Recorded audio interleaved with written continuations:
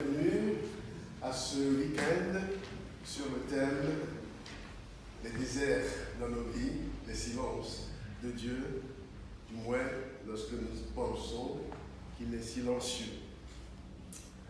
Alors, j'aimerais saluer mon ami Jacques, ami de très très longue date. Les cheveux blanchissent alors qu'ils avaient commencé noirs. La sagesse, n'est-ce pas? Merci à Jacques d'être au milieu de nous. Je suis très heureux de l'accueillir pour nous accompagner sur ce thème. Je crois que nous n'aurons pas choisi mieux que Jacques pour nous accompagner sur ce thème. Et merci à vous tous qui êtes là. Alors, que signifie exactement le thème que nous avons retenu? Alors, il dit tous ces moments de nos vies où nous avons le sentiment que Dieu est absent, ou du moins, s'il est là, il ne fait rien. Tous les croyants de tous les temps ont vécu plus ou moins des expériences de ce genre. Comme le prophète Jérémie, ils ont tous, à un moment donné de leur vie, pensé « Tu m'as rejeté loin de la paix. J'ai oublié ce qu'est le bonheur. Et j'ai dit, c'en est fini de tout mon avenir. Je n'espère plus rien du Seigneur.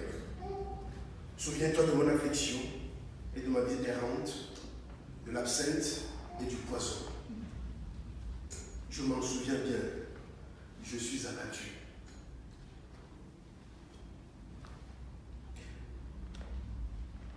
Mais en même temps, tous, du moins, ceux qui connaissaient une vraie intimité avec Dieu dans la foi, ceux qui, en toutes circonstances, reconnaissaient sa souveraineté, ont tous pensé ou confessé ceci.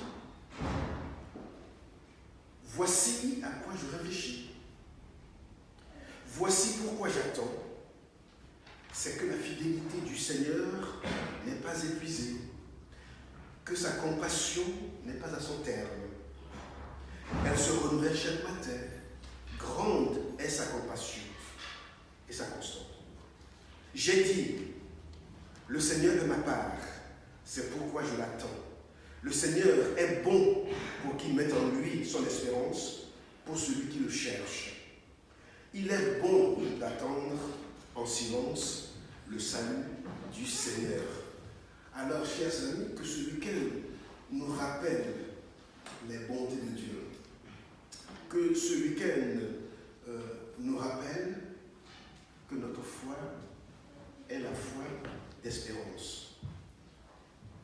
Et que par tout ce que nous entendrons ce matin, et aujourd'hui et demain, oui, l'Esprit du Seigneur renouvelle en nous les bontés de Dieu et l'espérance du salut en Jésus-Christ.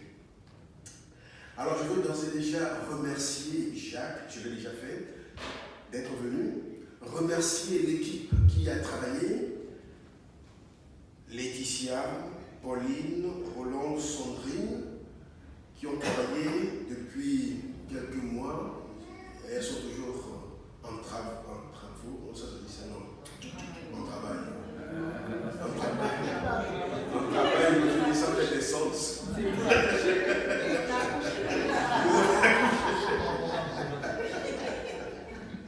Mais en tout cas, le travail continue pour elle jusqu'à la fin du week-end. En tout cas, je les remercie. Et déjà, je peux, avec assurance, vous demander de les remercier en les applaudissant.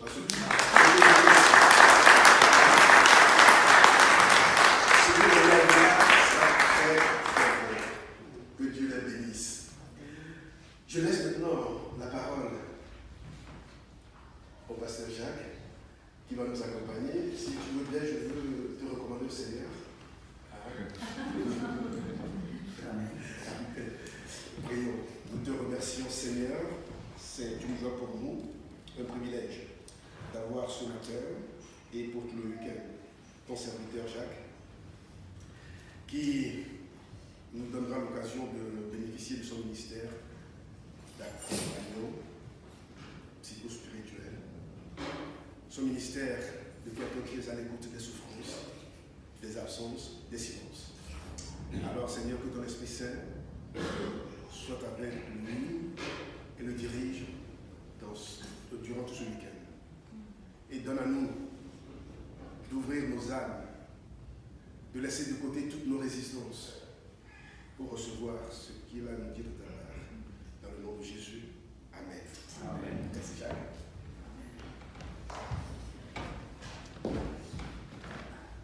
Je cherchais la pendule, dans toutes les églises il y a des pendules. Le pasteur n'a pas trop longtemps. Elle est là, d'accord. Voilà. Bonjour. Et merci d'être venu partager ce thème pas facile, hein, d'accord, des silences, des déserts, de la souffrance. Et ça me touche d'autant plus que des fois on a l'impression que la souffrance n'intéresse pas l'Église. Ce qui l'intéresse, c'est que les gens aillent bien et qui ne posent pas de problème. Et accessoirement, qui mettent un peu la dîme, ça c'est vraiment un peu. Mais la souffrance, parce qu'on est un petit peu des fois sans réponse pour la souffrance.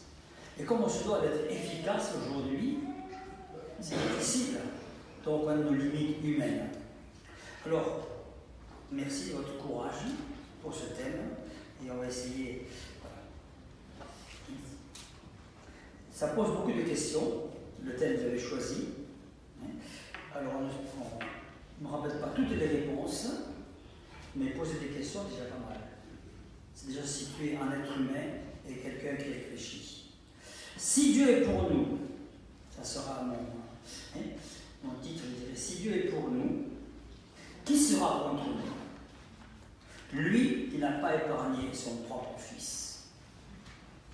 Ça, c'est ce que je veux garder toujours en tête dans tout ce que je vais dire. On aura beaucoup de questions, on n'a pas toujours les réponses. Mais si Dieu est pour nous, qui sera contre nous? Qui peut nous séparer de l'amour de Dieu? Et je vous rappelle ce que dit Paul, tout ce qu'il dit là-dessus. Voilà. Alors, ce matin, je vais parler des silences, je vais venir au programme de la journée, et puis cet après-midi, on parlera de la souffrance, d'accord? Et puis, dans notre troisième partie, on parlera un petit peu des épreuves. Donc, vous voyez, un petit peu, c'est le même sujet, mais divisé comme cela.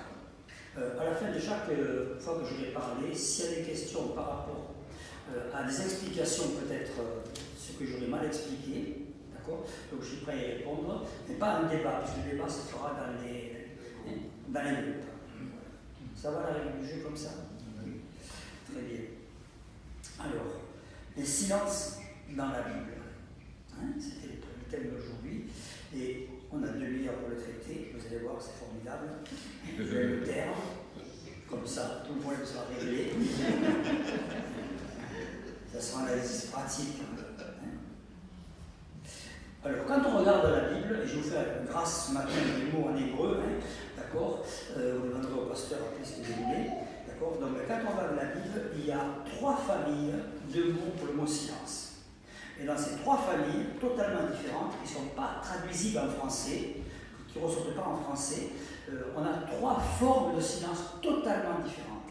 Et chacune de ces 3 familles, il y a 3 mots chaque fois. Donc, je vais seulement parler de famille de mots, comme ça sera plus simple pour nous ce matin.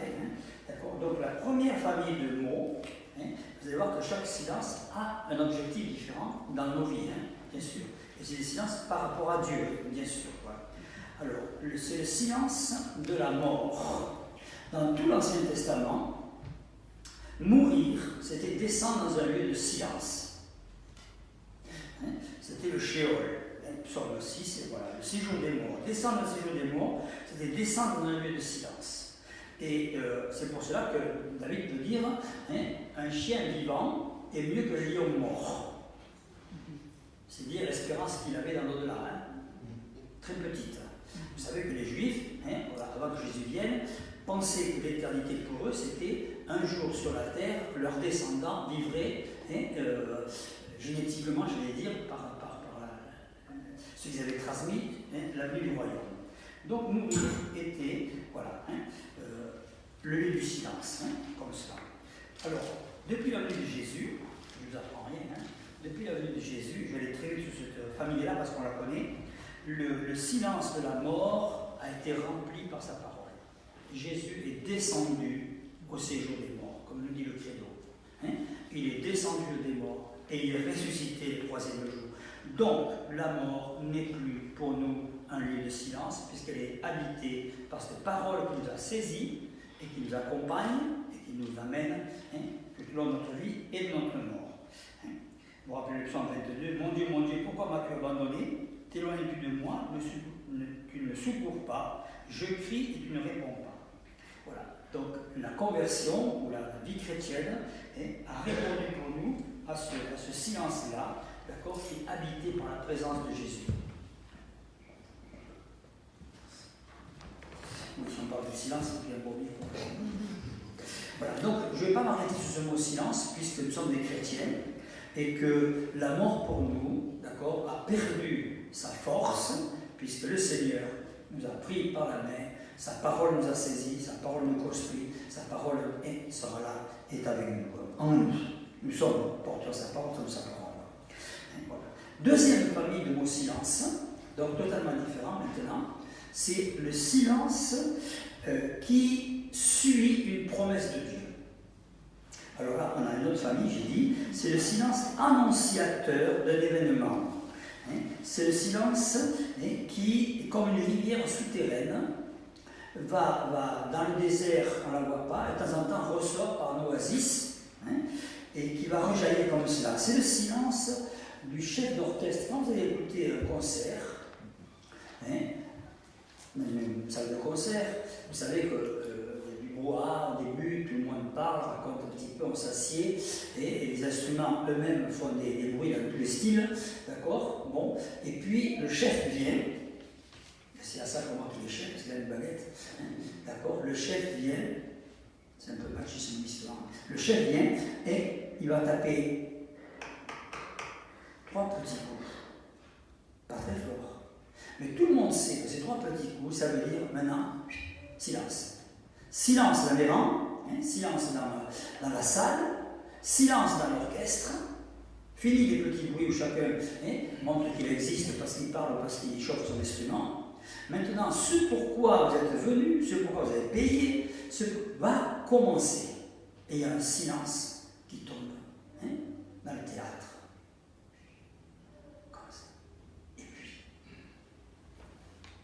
L'ouverture. Et là, alors là, vous êtes emporté. Ce temps de silence, c'est une image, ce temps de silence entre ce qui est devenu, donc la promesse qui va à le concert, et le moment où le concert commence, avec toute la force qu'il a, et c'est toujours plus beau que ce qu'on attendait souvent, ce temps de silence. Ce temps de silence, d'accord, qui annonce et nous prépare, donc il annonce et nous prépare à ce que Dieu a promis qu'il allait faire. C'est les 400 ans de silence dans l'Ancien Testament entre Malachie et Jean-Baptiste. 400 ans de silence. Et Jean-Baptiste vient. Et le ciel s'ouvre. Et Jésus est là. 400 ans de silence. Qu'est-ce qui s'est passé dans la tête de ces gens pendant 400 ans de silence?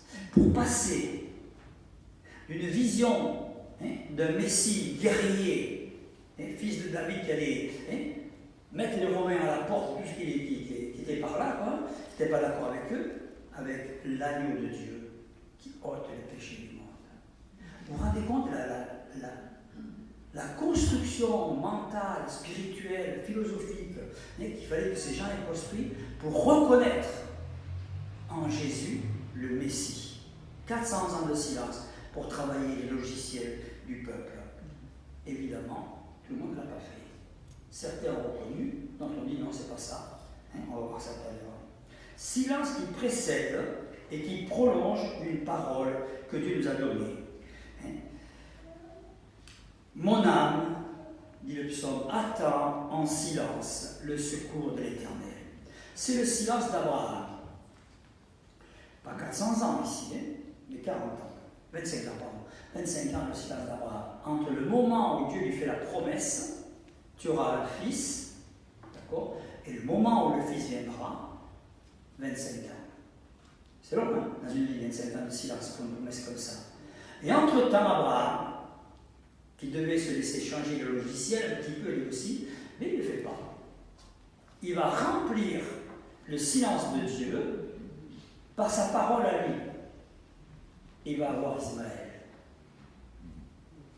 Parce qu'il n'attend pas en silence. Je reviendrai sur le fait d'attendre en silence. D'accord? La parole. Attendre le fils de la promesse, 25 ans. Alors, il n'a pas gagné au tirage, mais il a gagné au grattage. Abraham. Puisqu'il va pouvoir recommencer à montrer qu'il a compris maintenant quand il va monter au Morija. Quand il monte au Morija, silence de Dieu. Terrible silence. Il a la promesse que c'est ce fils qui va être sa descendance, et Dieu lui dit, ton fils maintenant, tu me le donnes. C'est pas un gamin, vous savez, pour les âmes sensibles. C'est un homme, Isaac ici, d'accord? Et Isaac dit au père, on a le bois, on a le feu, et où est le sacrifice? Silence. Pas de réponse. Il n'y avait pas une chorale pour encourager Abraham toutes les 5 minutes, il y avait une prière. Abraham, tu es le meilleur, tu vas voir, monte là-haut, il y a un bélier qui s'est perdu, tu vas le trouver. Il ne sait rien du tout ça. Il monte dans le silence. Terrible silence. Silence qui va le changer. Puisque quand il redescendra, son nom même va changer. Puisqu'on va introduire, là je peux faire des mots encore, on va introduire dans le nom d'Abraham le cœur du tétragramme imprononçable de Yahvé. Là, au cœur, on va le mettre. Et Abraham devient Abraham en descendant. Parce que ce silence, il a su cette fois-ci, il a compris la leçon un petit peu, il a su attendre la réalisation. Si Dieu tarde, il accomplira. Si Dieu tarde, il accomplira. Parce qu'il a promis. Parce qu'il a donné son fils. Demain matin, on parlera de l'espérance. Sur quoi nous pouvons bâtir une espérance solide? Jérémie, qui avait aussi des promesses et qui a dû attendre le silence aussi, il est bon d'attendre en silence le secours de l'Éternel. C'est le silence du peuple d'Israël quand il sort d'Égypte. Moïse monte sur le Sinaï pour recevoir la loi de Dieu, la parole de Dieu. Cette loi qui va marquer l'humanité, parenthèse, qui nous marque encore nous aujourd'hui. Et il monte là 40 jours. Et il a dit au peuple, je redescendrai de la loi, la parole de Dieu. Et le peuple, qui sous le commandement, je dirais, sous la direction, pas de n'importe qui, du responsable spirituel, Aaron, l'aîné. D'accord? On va dire, oh là là, ce silence c'est bien long. 40 jours c'est trop long. Moïse il est mort là-haut. On va partir de ça. Qu'est-ce qu'il faut? Comme Abraham. Au lieu de laisser changer leur logiciel intérieur, leur croyance fondamentale, d'accord? C'est-à-dire passer du magico-religieux au spirituel, ils vont dire, eh bien, nous allons donner une réponse à ce silence. Et ils puisent dans la vision qu'ils ont de Dieu, qui vient d'Égypte. D'accord? Ils étaient esclaves il n'y a pas longtemps, ici. Et ils vont faire le veau d'or. Rappelez le veau d'or. D'accord? Or, en Égypte, l'image de Dieu, c'est Hapi. Et l'image qu'ils ont de Dieu, c'est le Dieu qu'ils avaient en servitude. Mais cette image-là ne peut pas être le Dieu d'Israël qui va rentrer en Palestine. Et ils font ce veau d'or. Et ce qui est incroyable, vous savez quoi? Ils le font avec de l'or, des bijoux, mais lesquels bijoux? Uniquement les boucles d'oreilles. Ça, c'est symbolique. Parle, Seigneur, à ton serviteur, écoute. Leurs boucles d'oreilles. Et ils créent ça. Et alors, ils disent, voilà, ils disent pas ça y est, on a changé de religion. On est devenu témoin de Jéhovah. Non, ils disent, ça c'est le Dieu qui t'a fait sortir d'Égypte. Réjouissons-nous, Dieu a exaucé notre prière. Nous l'avons là, il est sorti notre propre logiciel personnel, quoi. Notre propre image, ce que nous sommes. connaissez la suite. Hein? Il faudra que Moïse remonte, d'accord, et le veau d'or sera détruit. Sortant d'Égypte, d'accord, ils n'ont pas pris le temps. Ils n'ont pas compris quel type de silence il y avait. Vous savez que le mot désert, en hébreu, veut dire midbar, se dit midbar, et que le mot veut dire là où il n'y a pas de parole. C'est la signification du mot, là où il n'y a pas de parole. Or, on se rend compte que c'est toujours là où il n'y a pas de parole que Dieu parle. Jésus au désert, Israël au désert, Jean-Baptiste au désert, enfin, tous les déserts que vous connaissez, lieu où la parole n'est pas. Et là, on a un paradoxe, bien sûr, hein, ici chrétien. Le conflit, donc autrement dit, qu'il y a entre le moment où Dieu nous promet quelque chose et le moment où la chose se réalise. Et on prend l'exemple de nos prières.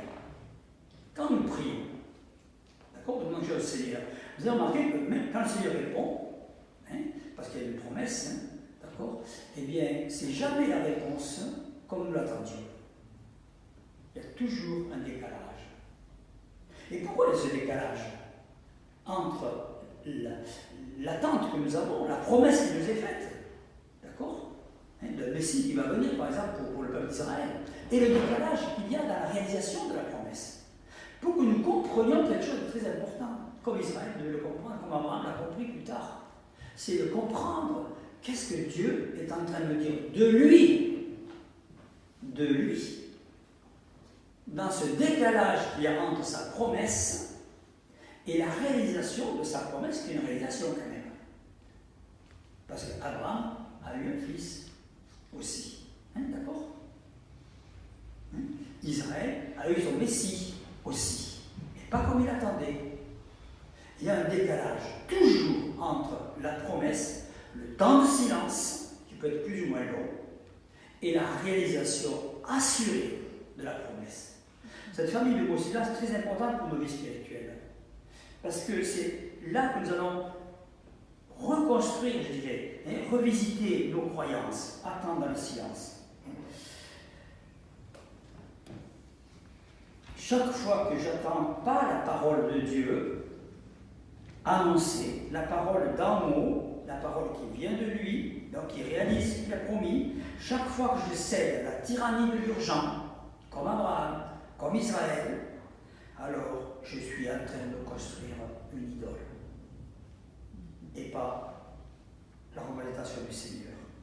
Et je fais passer l'urgence avant la vérité, l'urgence avant la réalité. Je fais passer le faire avant l'être, ici. Donc, on voit combien c'est important cela, hein, de prendre ce temps, hein, de laisser construire en nous, pendant ces temps de silence, entre la promesse et la réalisation, une vision différente de Dieu pour nous. Ce n'est pas de nous que ça parle. Ce n'est pas de notre foi à nous que ça parle. Parce que notre foi n'est pas bien loin. Hein, d'accord? C'est la foi de Jésus. Hein, d'accord? C'est de quelle image j'ai de Dieu? Comment je sors de ce temps de silence avec quelle image plus affinée, plus construite, d'accord? Qu'est-ce que ça construit en moi, cette image de Dieu? Moïse est le frère cadet, Aaron est le frère aîné. Vous savez, dans la Bible, quand il y a des histoires de frères ou de sœurs, c'est toujours deux parties de nous-mêmes. On n'a pas le temps de le voir ce matin, hein, d'accord, mais c'est passionnant. Ça commence par Caïn et Abel. Hein, d'accord? Deux parties de nous, l'être et le faire. Hein, l'être et l'avoir, peu importe. Hein, premier culte, où on va trouver tout ce qu'il y a de sacré, tout ce qu'il faudra intégrer dans nos vies. Hein, le sacré, le sacrilège. Le sacré, c'est le culte que rend Abel. Le sacrilège, c'est que Caïn fait en tuant pour le même culte.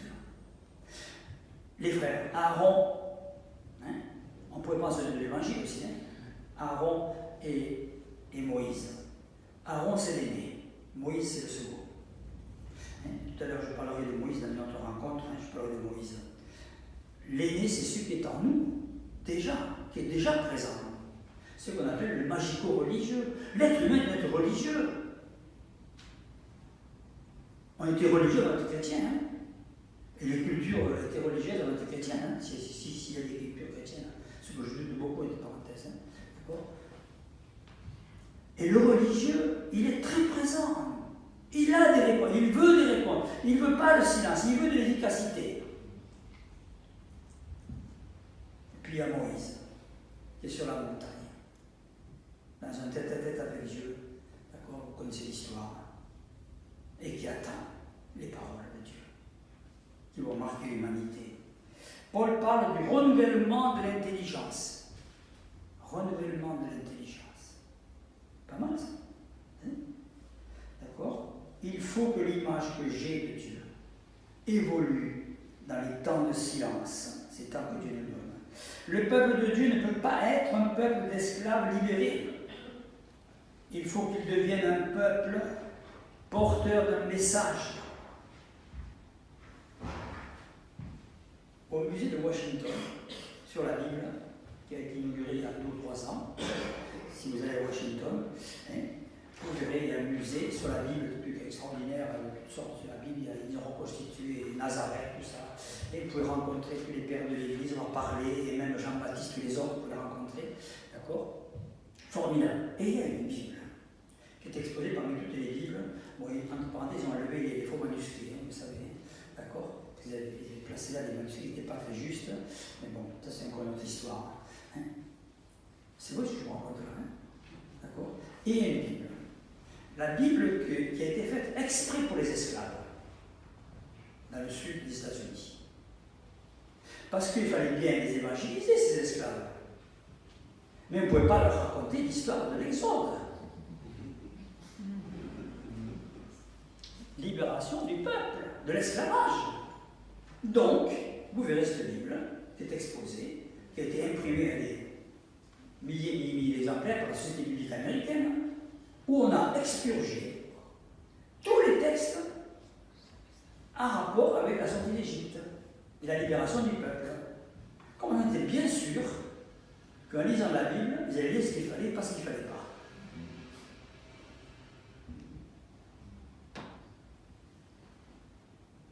C'est terrible ça. Vous saviez ça? Non. Vous pouvez le voir, c'est à Washington. Hein? Pourquoi? Hein? Qu'est-ce qu'il y a? Oui, il faut organiser. C'est fantastique, il y a beaucoup de belles choses aussi, hein? Mais il y a ça, d'accord? Les Hébreux qui avaient vécu en Égypte uniquement pour faire des briques et servir et faire, hein, n'avaient pas pu construire, hein, cette idée qu'ils allaient être, maintenant être le peuple de Dieu sans rien faire.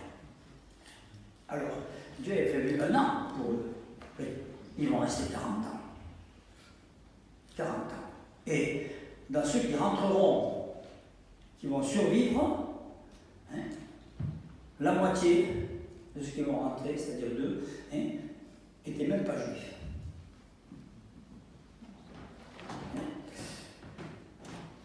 Il fallait qu'ils apprennent que Dieu est un Dieu qui donne, hein, et qu'il donne gratuitement. Et ils vont recevoir pendant 40 ans, vous le savez, la manne, hein, les cahiers et tout le reste, sans rien faire. Formidable. Hein? Bon, il n'y a pas peut-être en profiter non plus, hein, voilà, non plus. Hein. Parce qu'il fallait comprendre, essentiel, que ce qui compte, ce n'est pas ce que nous faisons, ce que nous construisons en nous, de l'image de Dieu en nous. C'est difficile à une époque où, bon, je disais tout à l'heure, il fallait qu'on soit très, très, très compétitif. Hein. Voilà. Et il y a eu une exposition à la faculté de théologie Moulin-Arago sur l'humour, hein, les caricatures, d'accord, hein, tout ce qui est le monde chrétien. Et il y en a une qui m'a frappé, c'est il y a des gens qui défilent avec une pancarte Jésus la réponse.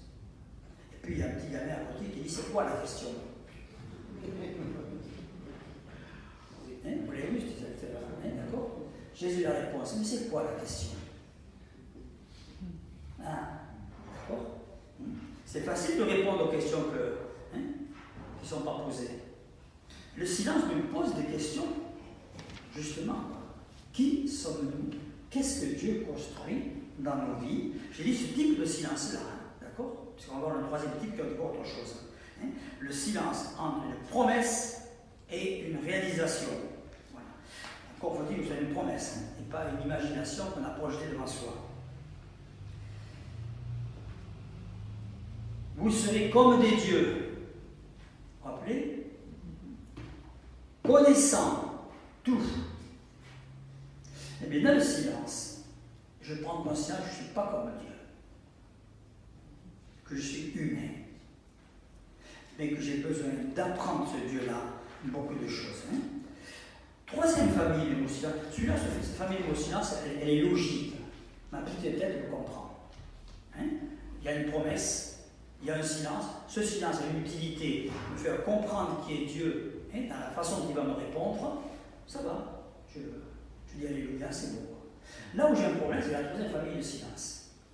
Et là, on a des mots totalement différents encore. Hein. Donc, le silence de la mort, le silence de la foi, vous avez compris, hein, d'accord, et le silence, alors celui-là, on ne sait pas le nommer, parce que c'est le silence du rien. Hein. C'est le silence qui nous prend à contre-pied dans tous nos raisonnements, humains, chrétiens, philosophiques. Hein. Nietzsche disait, fils de pasteur. D'accord, quand même. Si je savais le pourquoi, j'endurerais tous les comment. Le problème, c'est que je ne sais pas le pourquoi de ce silence.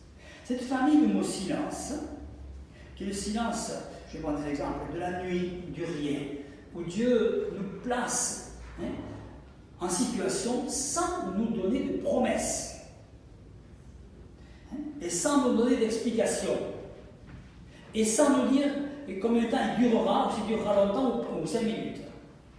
Un silence qui nous prend à contre-pied dans tous nos raisonnements philosophiques, spirituels, ainsi de suite. Hein? Silence de l'inexplicable à l'homme, où Dieu seul est comme cela.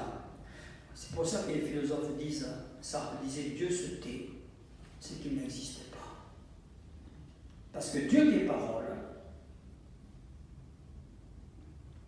comment peut-il accepter, et me faire accepter surtout, que c'est dans le silence, et où il n'y a pas de paroles qui viendront avant ni après. Rappelez-vous l'histoire de Job.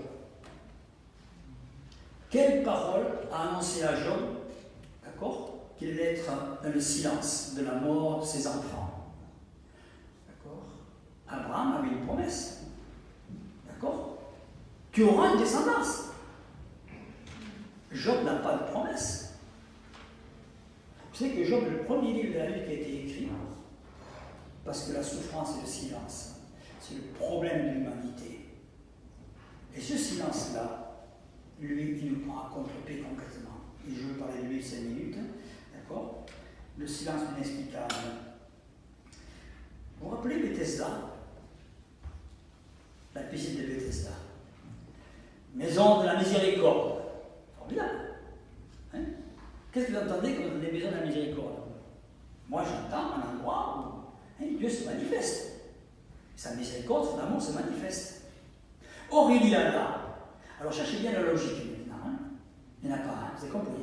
Mais voilà. Il y a là une maison, d'accord, une piscine, d'accord, où un ange, de temps en temps, calme. Hein? Pourquoi?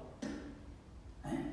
Est-ce qu'il fallait jeûner, prier, se mortifier, d'accord, se scarifier, d'accord, louer? Quel était le truc qui faisait dire l'ange? Aucun. Il n'y a pas de truc. Il vient quand il veut. Moi, j'aurais fait un livre, hein. Les 3 façons de faire venir l'ange. Hein, d'accord? Vous voyez, par exemple, ce serait bien vendu. Hein. Si ça n'est pas venu, c'est pas grave. Hein. Le livre serait vendu. Hein. On ne sait pas quand il vient. Il n'y a pas de logique. Et même après l'histoire de Bethesda, pourtant Jésus est là, hein, à Bethesda. Il ne dit pas, là, il ne faut pas y aller, c'est celui qui vient, c'est pas, il ne vient pas de chez moi. Hein. C'est un Dieu vient. Et quand il vient, alléluia, un Dieu d'ordre, un Dieu d'amour, un Dieu juste, qui se manifeste, on aurait dû commencer par les plus nécessiteux. Non? Il y en a, il y a 38 ans, il est là, bien avant que Jésus naisse. Il attend le bougre. Et il a tous les égoïsmes des autres. L'ange vient, et il n'y a pas de ticket, comme on le voit pas tout à l'heure, hein, d'accord? Et c'est le plus égoïste, le plus violent qui rentre le premier. Le mec qui passe, il a un panari, il trempe son doigt, il est guéri. L'autre, il y a 38 ans qu'il a accroché sur son grappin, il peut rester longtemps celui-là. Vous appelez ça juste, vous? Donnez-moi l'explication de la justice de ça. Quelle est la logique de ça? Et Jésus dit pas.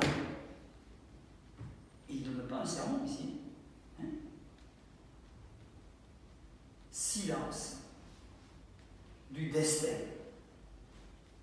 Silence du silence. Sans promesse. Sans promesse avant, sans promesse après. Job est plongé dans ce silence sans rien comprendre de ce qui se passe. Alors nous, on a un petit peu le décor derrière, mais lui, il ne sait pas tout ça, hein, d'accord? Et Job, on dit, ah oui, il a retrouvé ses enfants après. Moi, je ne suis pas un spécialiste des chameaux hein, et des chèvres. Parce qu'il retrouve ses chèvres et ses chameaux après, vous savez. Hein? Mais, dites-moi, les enfants, est-ce qu'ils sont interchangeables?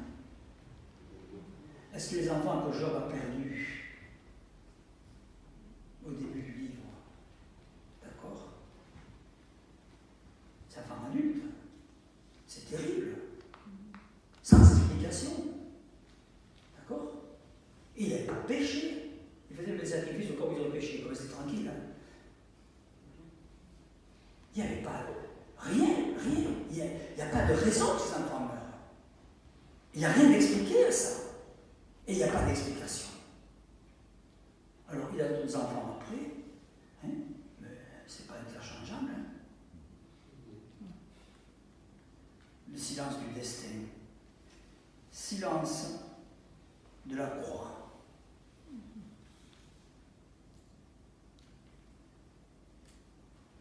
Avec Jean-Baptiste, on rompt le silence des 400 ans de la promesse, et le ciel s'ouvre. Celui-ci, mon fils bien-aimé, d'accord, sur la croix.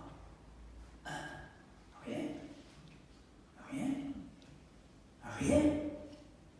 Le noir, la terre tremble, le ciel se couvre, et Jésus meurt dans le silence. Et il n'y a pas d'explication.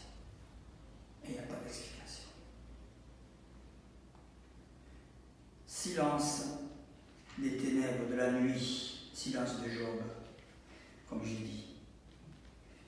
Au fond de sa nuit, je reparlerai de Job tout à l'heure, on parlera de la souffrance.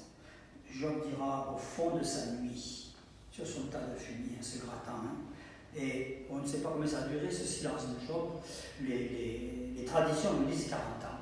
Hein, c'est déjà pas mal. Hein. D'accord. Là, Job dit je sais que je ne comprends rien à ce qui se passe.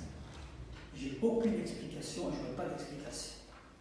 Ma seule chose, c'est que je sais que mon Rédempteur se lèvera le dernier. Mais ce n'est pas une réponse. Parce que si je perds un enfant, si j'ai un accident, s'il y a une injustice de la vie qui me touche comme cela, et Dieu sait s'il y en a, j'allais dire, alors, le fait de savoir que je ressusciterai n'est pas une réponse pour aujourd'hui. De toute façon, je serais ressuscité sans ça. Excusez-moi. Si vous mourrez en bonne santé, vous ressusciterez aussi. Hein. Enfin, c'est pas mourir en bonne santé, je ne sais pas. Hein. Il n'y a pas de réponse. C'est le silence de la mort, le silence des ténèbres, le silence que Dieu nous... Alors, tout le monde n'est pas appelé à traverser le silence de Job. Tout le monde connaît le silence de la mort, le numéro 1. Tout le monde connaît, tous les chrétiens connaissent le silence numéro 2, des promesses et de la construction en nous. Et puis, s'il y avait une logique pour ces silences du troisième type, ben, ce serait plus des silences. Hein. Je pourrais dire, bon, alors ceux qui sont là, vous pouvez attendre ce silence, vous êtes épargnés. Non, on ne sait pas sur qui. Et même pire que ça, c'est que vous pouvez être plongé dans ce silence de l'incompréhension, d'une souffrance, d'un deuil, d'une perte, je ne sais quoi, et vous n'en serez jamais quitte. Vous ne pouvez pas dire j'ai vécu ce silence, c'est fini, maintenant j'ai payé. Je ne peux même pas vous dire ça. Pourquoi certaines personnes vont avoir un silence comme ça et d'autres vont traverser la vie comme ça? C'est facile de tirer des théories à partir de ça, mais elles ne tiennent pas la route. Parce que je reste toujours le maître des choses et ne décide pas tout. Le silence sans réponse, le silence de la nuit.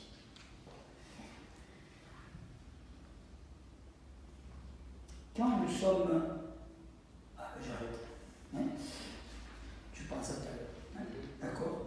Le silence de Dieu dans nos vies, vous avez compris, hein, c'est 3 silences, à bien différencier en nous. De toute façon, que quand on parle, on n'aille pas encourager quelqu'un à dire mais oui, c'est parce que regarde, tu as péché, et on va le voir tout à l'heure encore. D'accord?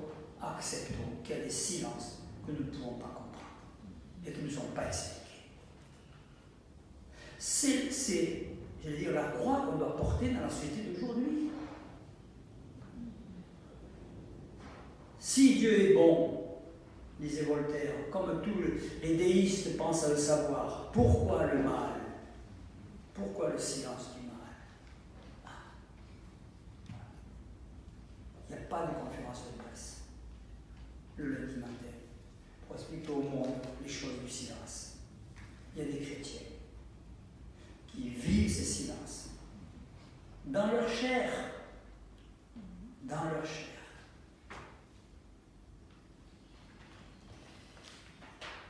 Voilà.